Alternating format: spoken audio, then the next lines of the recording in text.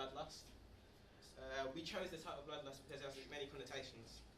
The connotations of blood is danger, passion, and all those, and lust has like sexual connotations, like you need it, like you crave it, you can't have anything else but that. So we thought it would be a good title because it links into our story very well.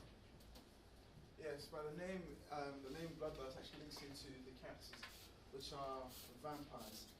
We chose a vampire type movie because it's much more modern right now.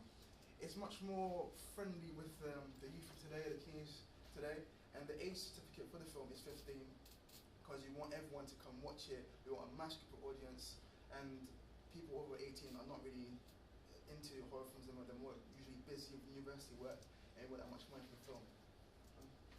The main character, the three main characters. There's Julian Blackrose, which is one of the vampires.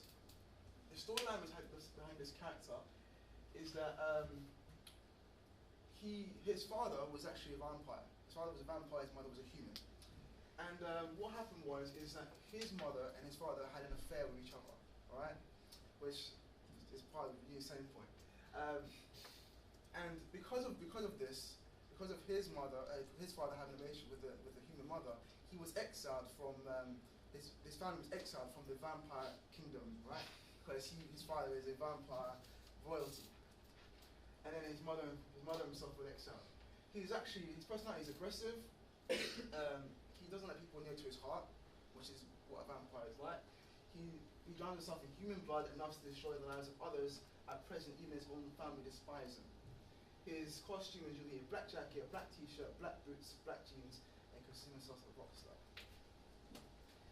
Marcella's Blackrose, the other young brother, which is going to be smack right here. He was actually born when they were actually exiled.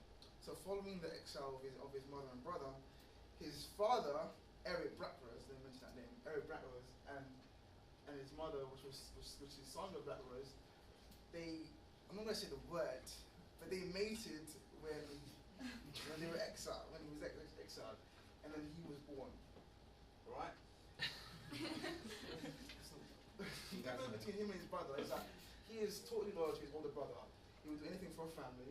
However, unlike Julian, he didn't know his father, but he craves that love and affection and tries to find it anywhere he can. However, his love for blood is taken over him. But his costume is black t-shirt, black jeans, and black shoes.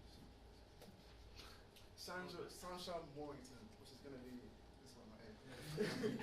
She's a young teenage girl. She attends started school with both brothers. Since the first time she met the two brothers, she has been curious about them, and she makes her a daily mission to uncover their secrets.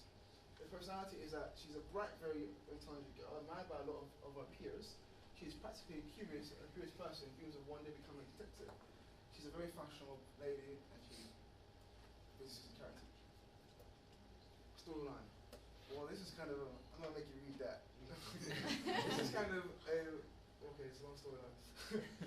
But it's gonna be first thing will be based in the school, which we're gonna have it here at City College. It's gonna be based in the school where all the three characters attend, Starlight High School. And what happened is Sasha is actually curious about the two brothers, right? And she develops a kind of crush between one of the brothers called Marcellus. And actually Marcellus has feelings for her, which actually makes it kind of nice. But obviously Julian isn't part of that at the time. But what happened is they interact with each other, they meet up, they interact with each other. But Julian doesn't like that because she's a human being and they're vampires. So they meet up one day, and Julian watches his brother fall in love with this human being and is disgusted over it. So what he does is he decides to interrupt their meeting. And that means he has blood on his face, he's totally aggressive. He decides to bite Holly, Sasha. He tries to bite her, and he thinks he's killed her. He thinks he's put her on the floor. But actually what happens is that because of nature and the vampire blood in our veins, nature gives us a second chance, she becomes a demon, which is kind of different from what we expect in a vampire film. She usually dies or becomes a vampire, but we want to make her a demon, a monster feminine character. And what happens is that a news report tells a story about this monster lurking in the streets, killing everyone. And Julian, which is me, decides to make it his day to go out into the woods and feed on others because the attention is off him.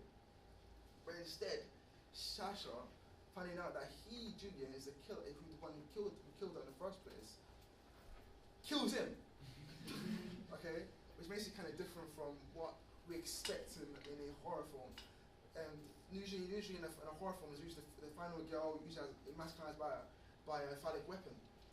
But in here, she is actually masculinized by nature. She becomes a monstrous kind of type of character. So she kills Julian. But Marcia's being loyal to his brother, which you already told, already said, decides that he wants to avenge his brother's death. But when he finds out it's Sasha, he stalls a bit. He kind of tours her and sympathizes with her, but eventually he kills her. Just making that. There you go. Cinematography. Alright. This is Stefan from Vampire Diaries.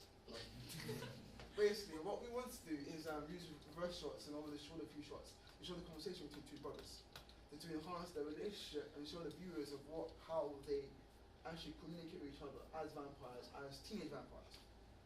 Okay. And let's see. The two shots in this which are shown, it will be used to actually enhance the relationship between Marcellus and Sasha, show them to the viewers of how they actually fell in love for a short second, even though Julian killed her, but show their love into the film. And obviously close-ups and extreme close-ups showing the fangs, which is obviously prove that it's a vampire film, and makes it a bit gory and a little bit brutal. Yeah. Okay. Well, Chris.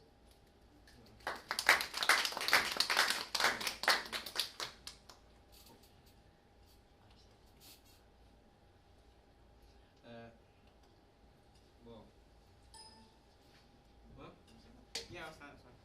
Okay.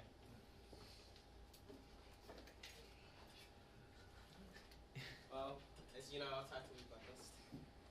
Our target audience would obviously be fans who love horror with a little bit of sexy. But, obviously. But our demographics would be for like teenagers from like 15 upwards to like late 20s, because it's a new horror film. It has different aspects of futuristic stuff, so it would be for quite young, but not too young, because it has a little bit of a sexy nature, as I've said. We focused on both genders because both genders are sexualized in the film. They're both made look quite appealing to the other gender, so it would be appealed to both of them. And it'll be open to all ethnicities, because there's multiple ethnicities that will be portrayed in the trailer, as you will see. Psychographics is available to all social classes, because they can all relate to one character in some way or another. There's like different characters that will be portrayed there from different social classes, and like stuff like that.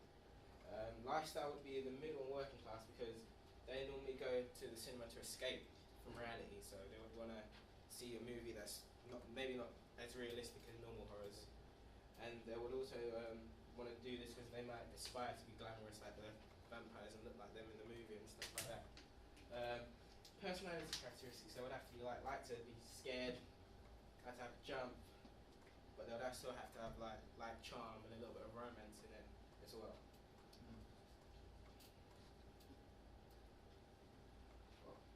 Okay, that wasn't supposed to be there, but I'll talk about it anyway. The unique selling point is the narrative, because it would be unusual, it would be peculiar, because like the no character is firmly locked in any position. They're always changing. The princess could become the villain, as you know, Sarah becomes the bad guy, and the villain can become the victim, as Julian is killed by Sarah. So it's always changing. There's no firm role. I talk about editing techniques. I talk about shot reverse shot like Chris, and how you overshadow to create tension when you see like dark room, you can't see anything. Yeah, talk about that. And to give them the film a more modern day feel, I'll talk about like different angles and different body parts, because you can use different angles to portray different meanings. Like, you know, when they focus on like the ear of a vampire, because they can hear more, or or different, like, or they super speed, they focus on different parts, or when they heal, and stuff like that. So I'll be using stuff like that, so it gives it a more modern day feel. The actual visual effects like vamping and vampires, I explored this, and I saw that they use like a high speed, like the camera, put on high speed, then like they add a blur to it as well. So it gives this effect, which is very unusual, but it's very good for vampires. And normally the person is just walking like normal speed, but they edit in a very good way. Like special effects like their eyes go in different colours can be done by editing programs, but you could just use contacts, I guess. And you could also use veins, like the veins that they create in the thing. You can also do that on editing programs, but you can also do that with FaceMaker as well, which we'll explore. I'll be using techniques from the program Vampire Diaries because it uses these techniques that I talked about very well, and it does it a lot better than other vampire movies that I've seen. Okay, I talked about sound effects. Okay, diegetic sounds like screams and roars will be amplified by certain programs and give it like good echo, like that, like doors creaking. When you hear it, you could hear the echo through the whole room, which gives it a really eerie sound. They would also use like footsteps as well, or crunching sounds. Non-diegetic sounds would be quick-paced or eerie music, creates tension, builds atmosphere and impact. I'll be getting these sounds from sites like Score. I'll be putting them into my trailer, and I'll be using these like YouTube sounds. Yeah, that's fine.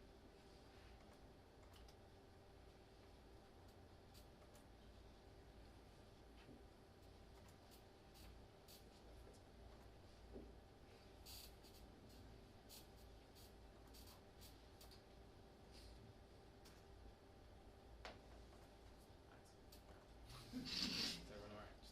Just check.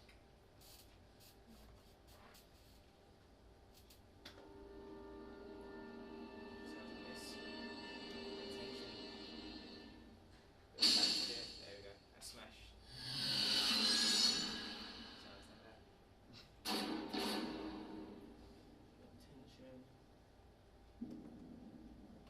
Then we'll go to the next one.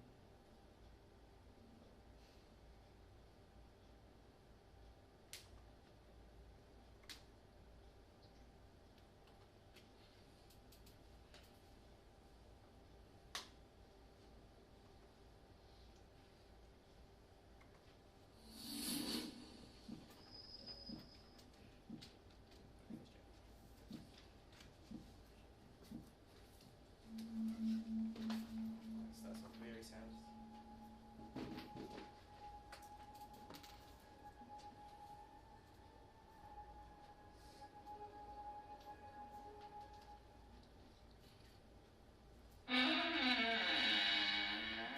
Sounds like this, mundane sounds can be amplified, sound creepier.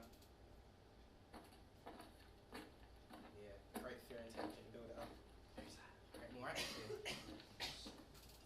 I'll let you listen to it. Yeah, okay, cool. Go back to it.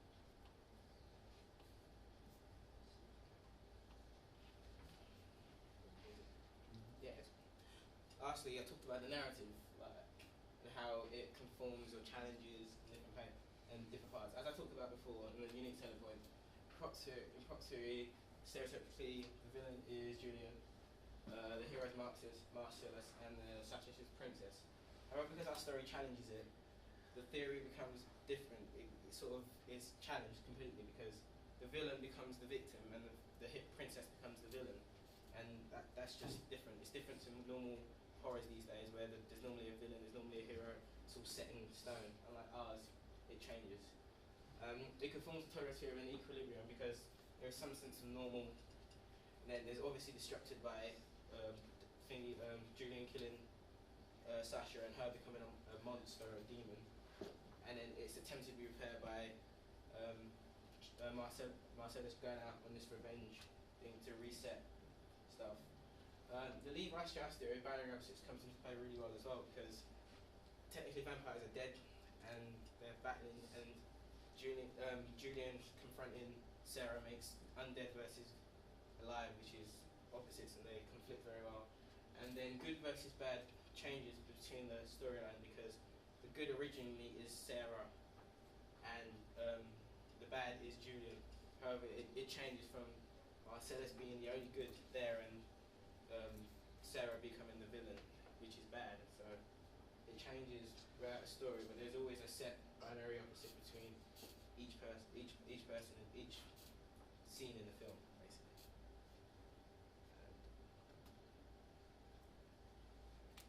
What is yours?